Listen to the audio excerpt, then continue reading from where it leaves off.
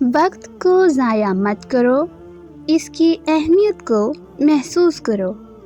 عقل عبودیت کا آلہ ہے، نہ کہ ربوبیت کا ذریعہ۔ جاہلوں کی صحبت سے بچو، ورنہ خود بھی جاہل بن جاؤ گے۔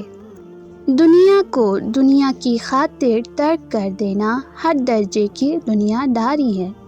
شریعت کی پابندی کے بغیر روحانی ترقی ممکن نہیں۔ موت کو یاد رکھنا نفس کی تمام بیماریوں کی دوا ہوتی ہے۔ مالدار بننے کی آرزو شکست زندگی ہے، اس کی آرزو سے بچو۔ عاقل پہلے قلب سے پوچھتا ہے، پھر منہ سے بات کو نکالتا ہے۔ جس عمل میں تجھے حلاوت نہ آئے، سمجھ کہ وہ عمل ہی تو نے نہیں کیا۔ جب تک تمہارا اترانا اور غصہ کرنا باقی ہے، خود کو اہل علم میں شمار نہ کر۔ ضیافت کے کھانے میں اسراف نہیں، بدخلقی نجاست باطنی کی دلیل ہے۔ مجلس کے اندر بیٹھ کر قریب تر لوگوں کی مزاج پرسی کرو۔ اگر کوئی شخص قرض لے اور دینے کی نیت نہ ہو تو وہ چور ہے۔ عورت اگر محافظ عصمت ہے تو اس کی معمولی غلطیوں سے درگزر کرو۔ سعادت اور راحت بغیر تکلیف کے حاصل نہیں ہو سکتی ہے۔ اچھے کی صحبت آدمی کو اچھا اور بے کی صحبت برا بنا دیتی ہے۔ زمانہ ایک تیز تلوار ہے جو اشیاء کو الگ الگ کر دیتا ہے۔ ایک شریر شخص کو علم کا ہتھیار اور زیادہ موذی بنا دیتا ہے۔ تواضع بلند کردار لوگوں کی صفت ہے اور تکبر بدخلق لوگوں کا طریقہ۔